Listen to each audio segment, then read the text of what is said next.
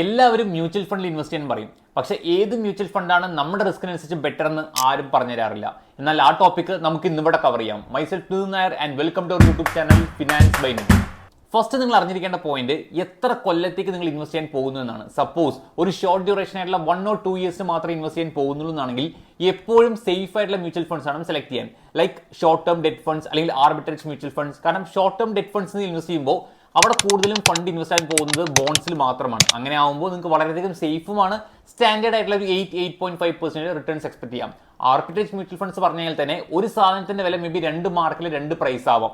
അങ്ങനെയാണെങ്കിൽ ആ ഒരു ഓപ്പർച്യൂണിറ്റി ക്യാപ്ചർ എടുക്കുന്ന ലാഭത്തിനെയാണ് നമ്മൾ ആർബിട്രേജ് മ്യൂച്വൽ ഫണ്ട്സ് പറയുന്നത്. സോ ഈ 2 മ്യൂച്വൽ ഫണ്ട്സും നിങ്ങൾ ഷോർട്ട് ടേമിലേക്ക് ചെയ്യുന്നതാണെങ്കിൽ കൺസിഡർ ചെയ്യാം. ഒരു 8.5% കൺസർവേറ്റീവ് റിട്ടേൺസ് ഈ 2 മ്യൂച്വൽ ഫണ്ട്സും എപ്പോഴും തരാറുണ്ട്. ഇനി രണ്ടാമത്തെ കേസ് ആയിട്ടുള്ള ഒരു മീഡിയം ടേം ആയി നോക്കുന്ന ഒരു 3 to 4 years ആ ഒരു ടൈം പീരീഡിലാണ് നിങ്ങൾ ഇൻവെസ്റ്റ് ചെയ്യാൻ നോക്കുന്നതാണെങ്കിൽ ഇക്വിറ്റി സേവിംഗ് ഫണ്ട്സ് നിങ്ങൾക്ക് കൂടുതലും കൺസിഡർ ചെയ്യാം. കാരണം 1/3 ഓഫ് ദ പോർഷൻ ഇവർ ഇൻവെസ്റ്റ് ചെയ്യാൻ പോകുന്നത് സ്റ്റോക്സിലും റിമൈനിങ് ആയിട്ട് 2/3 ആയിട്ടുള്ള പോർഷൻ ഇവർ ഇൻവെസ്റ്റ് ചെയ്യാൻ പോകുന്നത് ബോൺസിലും ആർബിട്രേജിലുമാണ്. സോ 67% ഇവിടെ സേഫ് ആണ് താനും. അതേപോലെ തന്നെ ഗ്രോത്ത് കിട്ടാൻ വേണ്ടി 1/3 പോർഷൻ ആയിട്ടുള്ള 33% ഇവർ സ്റ്റോക്സിൽ ഇൻവെസ്റ്റ് ചെയ്യുന്നുണ്ട്. സോ തീർച്ചയായിട്ടും ഇത് നിങ്ങൾ ചെയ്യുകയാണെന്നാലും നിങ്ങൾക്ക് ഒരു സ്റ്റാൻഡേർഡ് റിട്ടേൺസ് ആയിട്ടുള്ള 10 to 12% നിങ്ങൾക്ക് ഇതിൽ എക്സ്പെക്ട് ചെയ്യാനും പറ്റും. ഇനി തേർഡ് എക്സാമ്പിൾ ആയിട്ടുള്ള ഒരു 5 to 6 years ആ ഒരു ഡ്യൂറേഷനിലാണ് നിങ്ങൾ ഇൻവെസ്റ്റ് ചെയ്യാൻ പോകുന്നതാണെങ്കിൽ നിങ്ങൾക്ക് തീർച്ചയായിട്ടും ഹൈബ്രിഡ് ഫണ്ട്സ് കൺസിഡർ ചെയ്യാം. അതായത് അഗ്രസീവ് ഹൈബ്രിഡ് ഫണ്ട്സ്. ഇവിടെ ഇൻവെസ്റ്റ് ചെയ്ത് കഴിഞ്ഞാൽ 65 to 80% ഇൻവെസ്റ്റ് ആവാൻ പോകുന്നത് തീർച്ചയായിട്ടും സ്റ്റോക്സിലും റിമൈനിങ് ആയിട്ടുള്ള പോർഷൻ മാത്രമായിരിക്കും ബോൺസിൽ ഇൻവെസ്റ്റ് ആവുന്നുണ്ടാവുള്ളൂ. ഇപ്പൊ നിങ്ങൾക്ക് ക്ലിയർ ആയിട്ട് നോക്കിയാൽ മനസ്സിലാവും. നമ്മൾ നേരത്തെ ഡിസ്കസ് ചെയ്ത എല്ലാ ഫണ്ടുകളിലും ഇക്വിറ്റിയുടെ എക്സ്പോഷർ വളരെ കുറവായിരുന്നു. പക്ഷേ ഇവിടെ വന്നപ്പോൾ ഓൾമോസ്റ്റ് 65 to 80% ഉണ്ട്. എന്തുകൊണ്ടാണ്?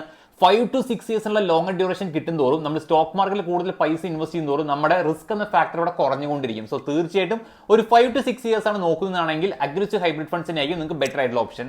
ഇനി സപ്പോസ് ഒരു എബോവ് 6 years അല്ലെങ്കിൽ എബോവ് 7 years ആണ് നിങ്ങൾ ഇൻവെസ്റ്റ് ചെയ്യാൻ നോക്കുന്നതാണെങ്കിൽ തീർച്ചയായിട്ടും നിങ്ങൾക്ക് ഇക്വിറ്റി സ്റ്റോക്സ് പോർട്ട്ഫോളിയോ എടുക്കാം. കാരണം ഒരു ലോങ്ങർ ഡ്യൂറേഷൻ കിട്ടുന്നതോറും നമ്മുടെ ഫണ്ട് അവിടെ അത്രത്തോളം സേഫ് ആവും ചെയ്യും. ലോങ് ടേമിലേക്ക് നമുക്ക് നല്ല റിസൾട്ട് കിട്ടുകയും ചെയ്യും. വളരെയധികം റിസ്ക് എന്ന ഫാക്ടർ ഇവിടെ കുറഞ്ഞുകൊണ്ടിരിക്കും നമ്പർ ഓഫ് ഇയേഴ്സ് കൂടുമ്പോൾ. സോ തീർച്ചയായിട്ടും ഒരു ഇൻഡെക്സ് ഫണ്ട് എന്ന രീതിയിൽ നിഫ്റ്റി 50 എന്ന ഇൻഡെക്സ് ഫണ്ടോ ഇങ്ങനത്തെ category of large cap funds ഒക്കെ നിങ്ങൾ എടുക്കുകയാണെന്നാണെങ്കിൽ നിങ്ങൾക്ക് നല്ല രീതിയിൽ റിട്ടേൺസ് ഇവിടെയും എക്സ്പെക്ട് ചെയ്യാം. സപ്പോസ് ഇതിന്റെ തന്നെ അടുത്ത വെർഷൻ ആയിട്ടുള്ള എബോവ് 10 years ഒക്കെ നിങ്ങൾ ഇൻവെസ്റ്റ് ചെയ്യാൻ പോവുകയാണ്, അത്യാവശ്യം ലോങ്ങർ ഡ്യൂറേഷൻ ആണ്, 10 കൊല്ലം 15 കൊല്ലം ഒക്കെ ഉണ്ടെന്നാണെങ്കിൽ നിങ്ങൾക്ക് കൂടുതൽ റിസ്ക് വരാൻ ചാൻസ് തോന്നുന്ന മിഡ് ക്യാപ്പും സ്മോൾ ക്യാപ്പും കൺസിഡർ ചെയ്യാം. കാരണം മിഡ് ക്യാപ്പും സ്മോൾ ക്യാപ്പും നല്ല രീതിയിൽ ഗ്രോത്ത് കിട്ടുമെന്നുള്ള ഒരു ഡൗട്ടും ഇല്ല. പക്ഷെ നമ്മൾ ഒരു 5 കൊല്ലം അല്ലെങ്കിൽ 3 കൊല്ലം ഇൻവെസ്റ്റ് ചെയ്യുമ്പോൾ മേ ബി എങ്ങനെ ഈ കാറ്റഗറി ഓഫ് ഫണ്ട്സ് പെർഫോം ചെയ്യും നമുക്ക് ഒന്നും പറയാൻ പറ്റില്ല.